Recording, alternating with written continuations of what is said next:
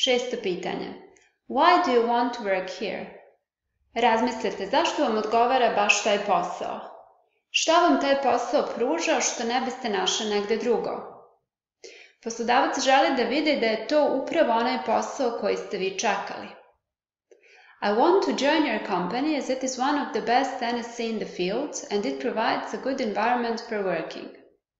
I have a lot to gain here and I'm confident enough that I can perform well and work for the progress of the organization. I've always been passionate about the environment and you're doing great things here, so I want to join you. Sedmo pitanje. What is your biggest weakness? Ovdje treba da pokažete koliko ste iskreni i da ste svesni svojih osobina.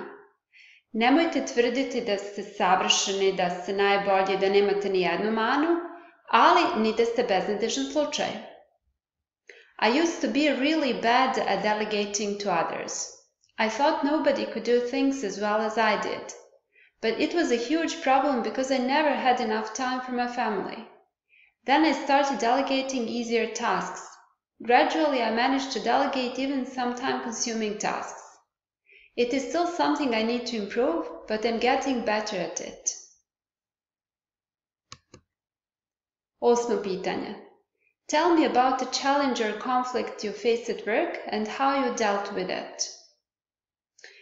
Ovdje, ovim pitanjem, poslodavac želi da proveri kako vi reagujete na konflikt na poslu. Još jednom proverite koje osobine se traže na toj poziciji za koju se prijavljujete. Da li se traži preciznost ili fleksibilnost, kreativnost ili možda timski rad. Razmislite o kojim situacijama ste ispoljili upravo te osobine.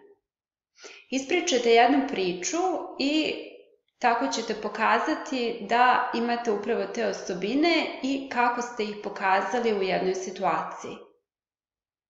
Late one Friday afternoon, a client called with an urgent question about the project we were working on. My colleague usually handles all client contact directly, but he had already left for the weekend. I explained the situation to a client and said I was also working on the project and might be able to help. Even though I didn't have all the answers, the client felt relieved and was assured that they wouldn't need to worry about the issue over the weekend. Deveto pitanje. How do you deal with pressure or stressful situations? Prvo objasnite kako se borite protiv stresa. Za neke ljude razgovor je najbolji lek protiv stresa. Neki vole vežbe, recimo dubokog disanja, neki broje do 10, neki ljudi se šale. Humor je isto odličan protiv stresa. Objasnite koji je vaš način.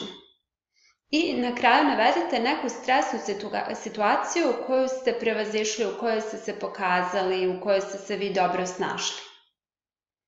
I believe that I can meet a stressful situation in a productive and positive manner. I certainly won't let it stop me for accomplishing my goals. For example, deseto pitanje. Do you have any questions? Sada vi postavljate pitanja. Evo prilike da pitate poslodavca sve ono što vas interesuje. Yes, I have a question. How would you describe the duties of the job? How would you describe a typical day in this position? What will be the biggest challenge in this position? What kind of training should I expect? To je to. Pratite nas na YouTube-u ako želite da dobijete obaveštenje o našim novim snimcima. I srećno na razgovoru za posao. Bye bye!